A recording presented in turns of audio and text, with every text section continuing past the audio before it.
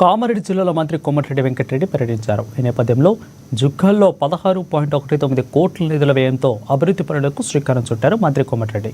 ఇక గత ప్రభుత్వంలో ఆగిపోయిన లెండి నాగమడుగు ప్రాజెక్టులను సత్వరమే పూర్తి చేయాలా చూస్తామని అన్నారు.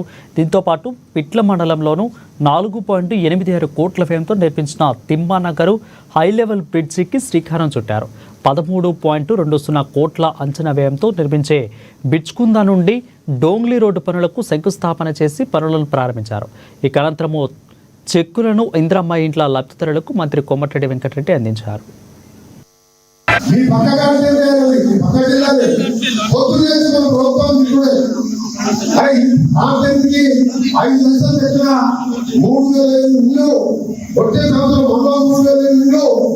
ఆఖరికి వచ్చిన 4 సంవత్సరాలు ప్రతి ఒక్కరికి కూడా 5 లక్షల ఇల్లు కట్టబోతుంటే అది రోజు పేదవాళ్ళు ఇల్లు కరెంటు వాడుతుంటే 200 యూనిట్లకు 200 బిల్లు కడుతున్నారు. మరి ఆలోచన కేసీఆర్ హరీష్ రావు కేసీఆర్ ఈ పేదవాళ్ళ పాలన ప్రజా పాలన ఇంగ్లంలో పాలన వెంకట ఉన్నప్పుడు ప్రతి పేదవారి గురించి ఆలోచించి ఇల్లు కట్టించింది, భూములు పంచింది. అదే ఇవాళ రాజశేఖర రెడ్డి గారి దేశంలో ఇవాళ అదే రేవంత్ రెడ్డి గారి ప్రభుత్వంలో మేమంతా కూడా కష్టపడుతున్నాం.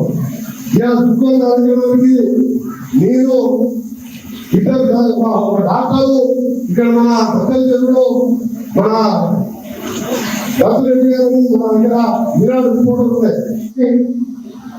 పేదవారికి సంబంధించిన సమస్యలు ఉంటాయి కానీ నిరుద్యోగ